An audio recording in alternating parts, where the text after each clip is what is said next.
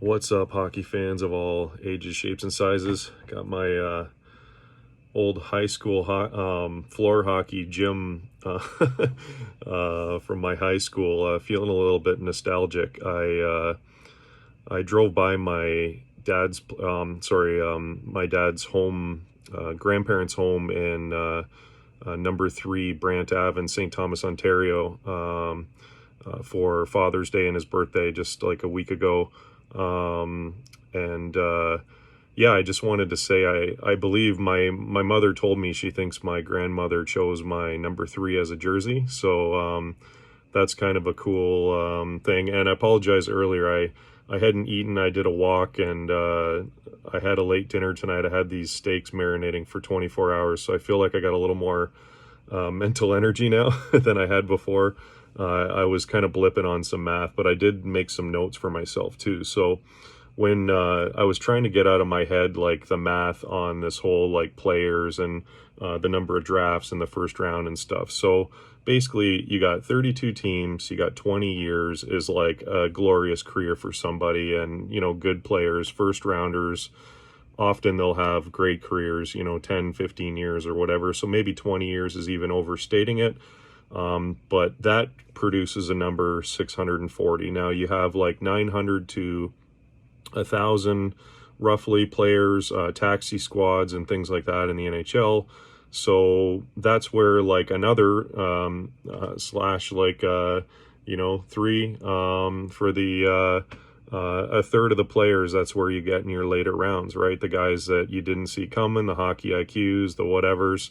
So that's what I was trying to say with your first rounders. It's like I generally don't agree with trading down unless you're getting an immediate asset in return for that's going to help your team right away the following year. So I say like end trade deadline and stuff, right? Like if you're trading for a now player and a now season, knowing the odds of winning the cup, like I said, it's like 3% chance. I don't even know if I said that yet. That was one of my points, is like 1 divided by 32 is 3%. So you have 3% chance every year of winning the cup. That is such a small, margin. And in my same breath for this conference, for this podcast web conference, I can't even think today. Yeah, it's like I believe in sort of the top 3 workhorses for your team, whether that's 2 forwards and a D-man, like a number 1 D, or like a stellar goalie and a couple top forwards, or like a goalie, a forward, and a defenseman.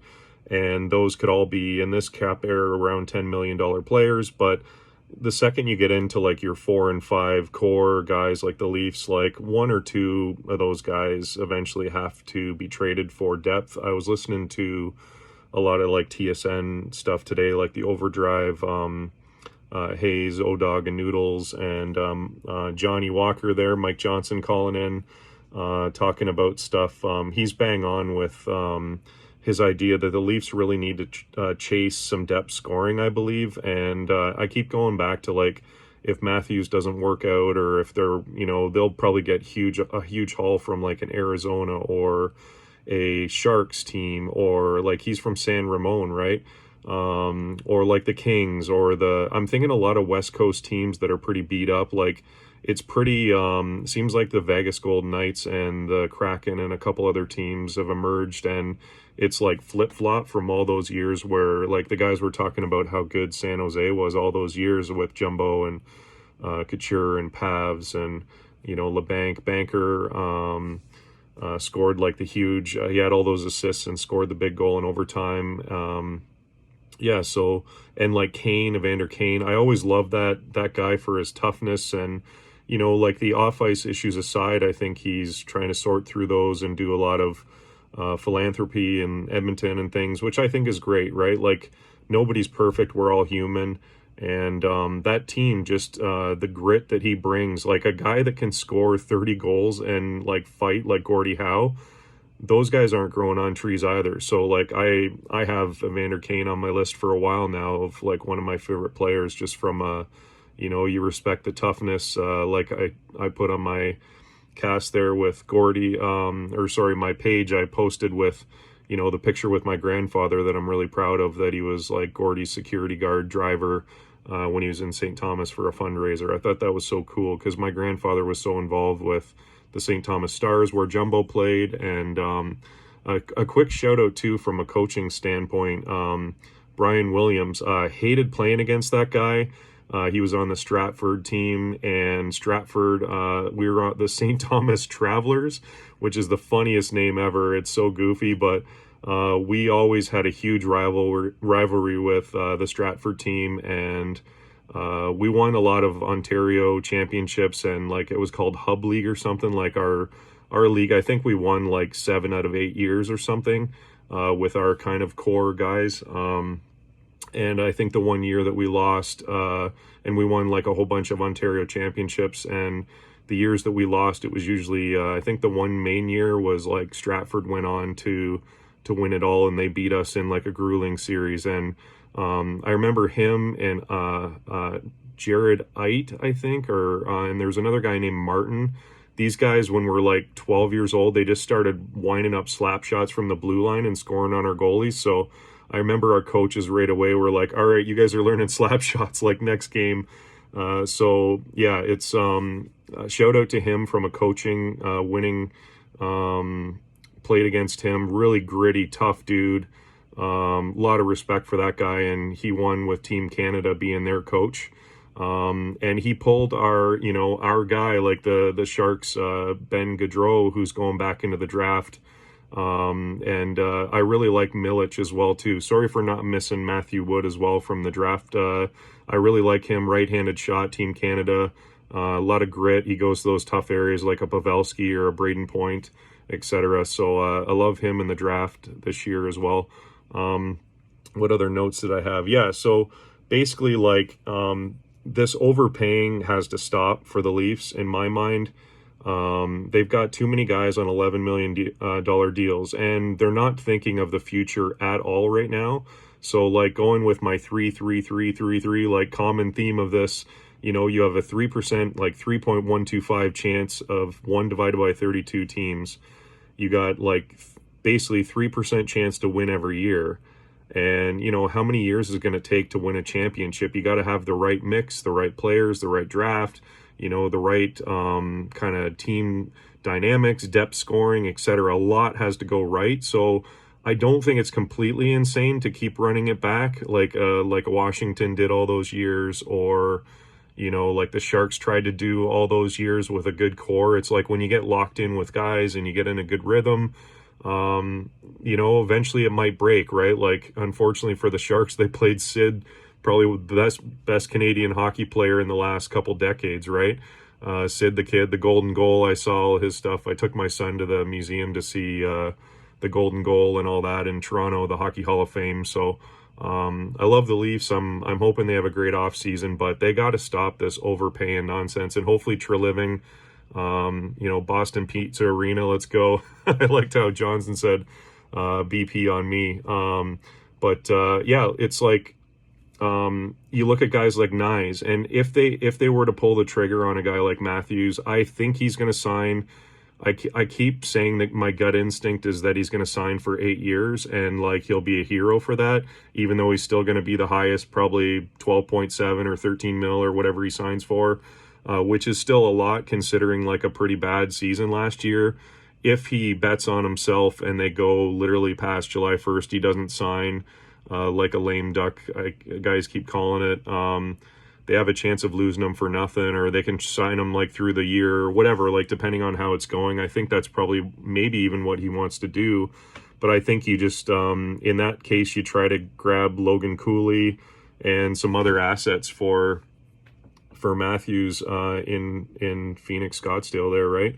And maybe like who's the guy, Keller, Clayton Keller, from like to replace that depth like right away, right? And then in that case you free up some cap, and you got Ryan O'Reilly, and maybe you bring in Logan Couture from the San Jose Sharks. Like he's a London boy, like for depth. Like you have like 3 to 4 amazing depth lines at that point, and you're probably winning the cup next year. So it's I think center depth is so important. I think of like that Goodrow, Coleman, and I think it was either Palat or who is the other guy on the wing? Sorry for whoever that is.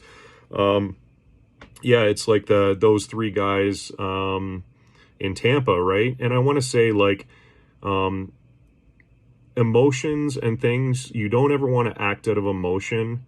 And immediately following the game 5, all the Leafs fans are like, just blow it up, start over, and that's the emotional response to it. And the longer it goes, the emotions can die out, and then the analytics start kicking in and stuff, and you say, well, maybe, you know what, maybe we can just run it back and win. And that's what insane people do. Like, they just keep doing the same thing over and over and over again.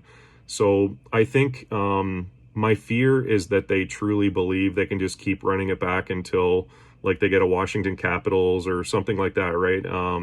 And just eventually win. But I feel like this overpaying, especially like, so Tavares is going to come off the books in 2 years. That's when like Marner's contract is due. You got Willie and you got Matthews, right? Right now with 1 year, I believe, each. So, and you got Morgan Riley, I think, locked up for quite a while. So I think he's good, but not to say that he's not a trade piece, right? Like, you never know if a team wants him and they're going to trade a goalie or like, who knows, right? So I think he was awesome in the playoffs. I'm looking at like playoffs guys for the Leafs because with that 3% chance, you need your big defenseman, you need your depth scoring, you need a lot of things to go right. No, like injuries really smoked the Sharks in 2018, 2019 when Karlsson got there. They got to the final and St. Louis kicked the shit out of them. Really, like I remember Barbashev, like I think he hit Hurdle or something and took Hurdle out of the series. The guys on Overdrive were talking about that actually, about like hits, legal hits that, like Kachuk hit Eichel and then he had to have his head on the swivel and he got smoked by Kolesar, right? Or I think that's his name, Keenan Kolesar. Sorry if I got that wrong. Anyways, he got smoked, right? It's like give and take in the playoffs, and he was out. So it's kind of like the Stanley Cup. It's a unique thing because it is a war of attrition, and you need your guys with like that heart and soul kind of thing because the odds are so slim, and you need that extra little bit of juice of like either it's hockey IQ or grit, getting into the dirty area, scoring that crappy goal like a pass off pads, through the 5-hole with like 1 minute left to beat a Tampa team that honestly, like, I really think people are discounting how much, sorry, Tampa, how much worse they were compared to like having the Gaudreau line in those 2 years that they won the cup.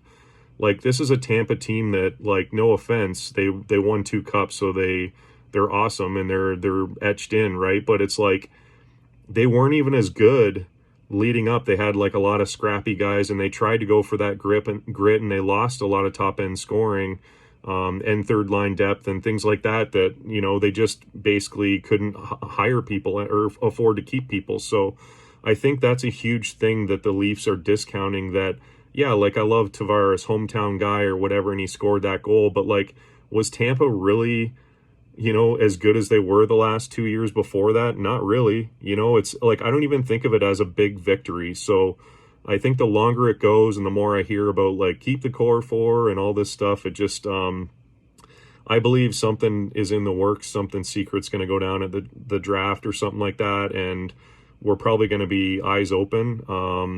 I just sort of project like a Marner or a Matthews going to a lot of the teams in the West. Like as a San Jose Sharks fan, I'd love to see any of those guys on the Sharks, right? Depending on what they'd have to give up, but probably be a lot.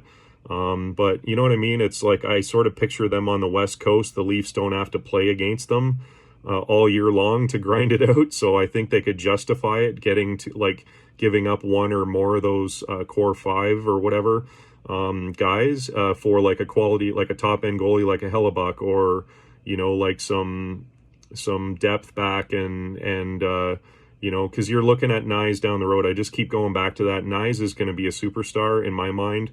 And could you imagine like trading Matthews? Like, people would be so pissed, but like getting a guy like Logan Cooley and this 3% window or 3% chance per year, you got to say like in 100% odds, it's going to take you 32 years relatively to win a cup, like San Jose, and they've been 40 years, right? So it's like, I'd love to see Greer and maybe Jumbo comes in as a part of that eventually win the cup in San Jose, because it's so hard to do. And I think you gotta, no matter what you think of like now is emotional reaction towards like the fans and appeasing everybody. And like I love Greer and some of these like patient draft approaches. Montreal Canadiens, as I've mentioned multiple times, they're drafting like insane, like so good. So I just think that like some of these teams, they have their window's going to open up like the New Jersey Devils and the Kraken did, right? You don't see it in the first couple years, but like they get one more piece and one more piece, and then they gel together, and boom, they got a recipe for playoff success. So I see that is the Leafs need to be patient. The Leafs, they can't think now and just try to strong arm these guys into contracts if they're not willing to stay for 8 years and sign like, you know, a hometown discount or like a relative. Like Matthews is going to be the highest paid player in the year. I've already commented this a million times, but like, you know, he'll get 12-7 or 13. He's going to be the highest paid player, but like someone else might not get signed because of that, right? If they don't let go of Marner or Willie or something. And I still think Willie's like the best contract on the books. And, you know, maybe they trade him just because it's easier. Like I do think, like I keep saying, like a lot of the teams in the West have tons of cap, and they could stomach a guy like Matthews at 14-15 mil a year for like a sign and trade, you know, something like that. If July 1st came around and Matthews signs like 15 million at 8, you know, and it's like he could have signed for 12-7 and still been the, you know, the richest contract ever in the NHL. I don't know what he wants, but I think a lot of teams in the West could stomach a deal like that, you know. And he'd be like a California kid, you know, like he was born there and moved to Phoenix, right? So I don't know. I wouldn't discount the California market. They've been good all these years, but now they're all rebuilding and they've all got a ton of cap space. So a guy like Matthews would turn around their franchise in a heartbeat. And, you know, like Toronto would get a lot of futures and maybe a couple of like in the situation of I still think Phoenix is in the best position to trade Cooley and Keller, but I don't know. We'll see what happens.